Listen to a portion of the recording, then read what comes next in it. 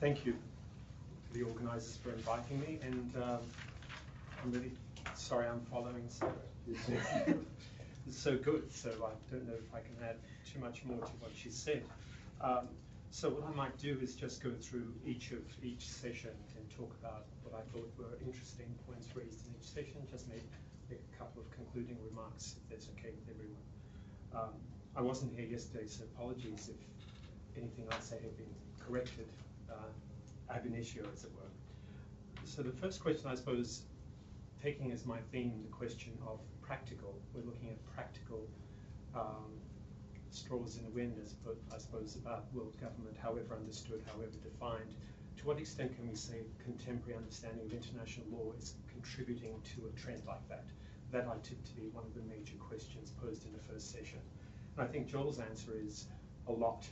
We can see this significantly in all sorts of ways. And I suppose if one were to summarize his position, it would be a globalization argument. Technological global forces, the free rider problem, communal problems, and all those compelling states to engage with each other, use the rule of law through international agencies and international law to direct us towards some sort of governmental position, global governmental position. What I found striking about his position was the way you completely challenged it. You said, actually, that's not true. That's so he's not here. I can't challenge him. And I thought, firstly, I hadn't quite heard that argument put precisely the way you had. The extent to which US involvement in multilateral treaties was so instrumental in making international law. I thought that was a really important insight, and I benefited greatly from that. I suppose the question I had was, so they're looking at bilateral rule-based treaties, and the brief conversation we had before, which I'll just outline, my thought was, so what? Isn't that still part of lawmaking? And does it matter if it's a very structured, sophisticated legal regime, as opposed to ad hoc, instrumental, minor legalities that sooner or later bind all these entities together in a trajectory where you have a network, fine meshed or wide meshed, it doesn't matter, sooner or later, that's where we're headed. So there's a deep ambiguity there. So there are three possible ways to solve this, it seemed to me. One was the approach each of you took, whether it's functionalist or power, so depending on what glasses you're wearing, you get a different outcome, or ideational perspective. But the other one I thought that was equally useful from what Joel said was whether the first approach was economic and the other one was security. So can we in fact say that taking it from an economic perspective, there is much greater entanglement, but from a security perspective, perhaps less so? As soon as I said that, of course, I remember Sarah's comments about ASEAN and regional, so maybe even that distinction may not hold. In any case, it does seem that there is something going on with international legal regimes, consolidation, whatever. And the tricky thing that strikes me about law is, even if you use the law for your own purposes, and this is the stickiness of law, it ends up making you stuck to it. So even if China were to institute legal regimes, sooner or later someone's going to appeal to Chinese law to challenge Chinese provisions. So there is a certain trajectory in law that does point towards this greater global movement. In terms of the next two presentations, which I found fascinating, Lou, of course, is such a great speaker, and I've heard a version of this paper before in India, but I enjoyed this even more. It was so thorough and so learned. And Jim, I'd never heard you. It was a pleasure meeting you for the first time, and your argument I thought was extraordinary. I'd never come across this really provocative reading that says it looks like economics, but it's security. And you went a long way to persuade me, I must confess. So I came a long way to persuade you. And you're always welcome to come back and do that, except for one minor point. It struck me that regionalism is not global governance. So you can have regional blocs that will do all sorts of things. And in fact, in the subsequent conversation we had where I harassed you over lunch, I said you can have the old concept of empire, where you have imperial blocks fighting each other out, and they will be cohesive, secure, and integrated within their units. But beyond that, not much. Think of the Soviet Union, think of historically many instances. So it didn't necessarily suggest that trajectory. I thought it was compelling, but I would want a little bit more from you to persuade me that that was pointing towards greater integration. Lou, I have so many questions because it's so rich. But let me start with a somewhat facetious sounding comment.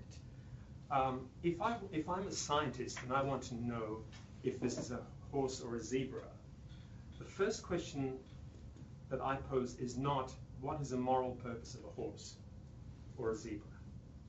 So I completely understood why you started with the moral question, but if your project is a rubric question and trying to interrogate what's actually happening, I'm not sure I would start with the legitimacy question, because it seems to me when you do that, you load the dice.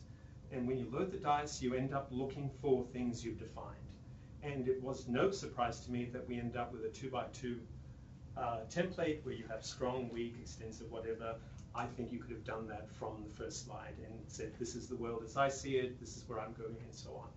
I thought much more provocative and interesting, and perhaps this reflects the research you were doing now, was the answer you gave to someone, I can't remember who it was.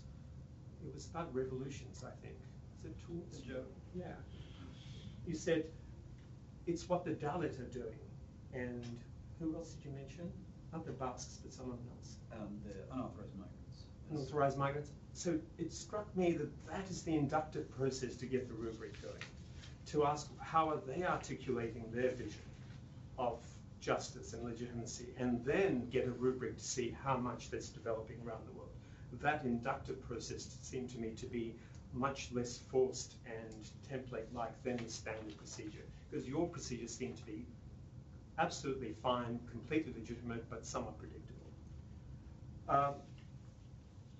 So Richard,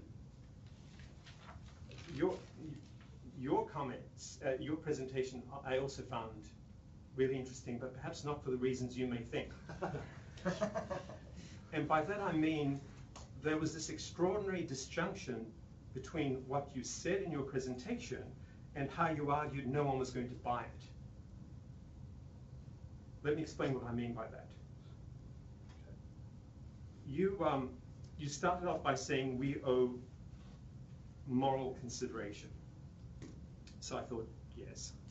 And I thought, but who's we? And what does that mean, moral consideration? Do we owe moral consideration because of nature? Do we owe moral consideration because of God, because we're all children of God?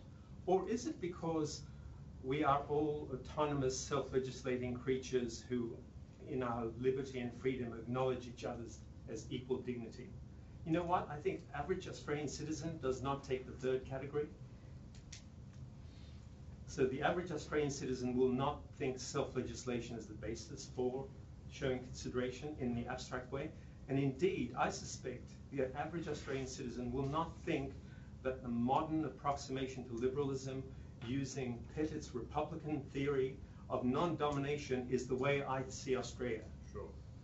So the entire edifice, the entire theoretical edifice you will mount to change the Australian Constitution will have absolutely no purchase with the Australian people.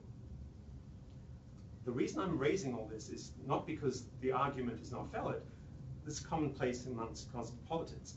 And it's not because it's not a worthwhile enterprise, but it raises this larger question, which I want to finish with, and I know I've taken valuable time here.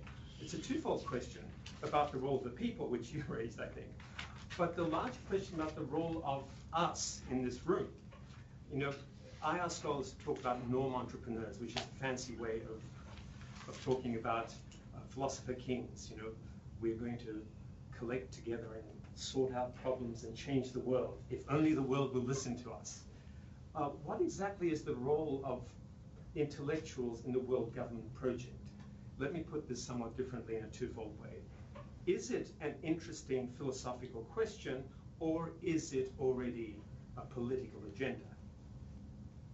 it strikes me that once you answer those questions either way, your entire project will change. If you already think you know the answers and it's a political agenda, workshops like this are not particularly useful.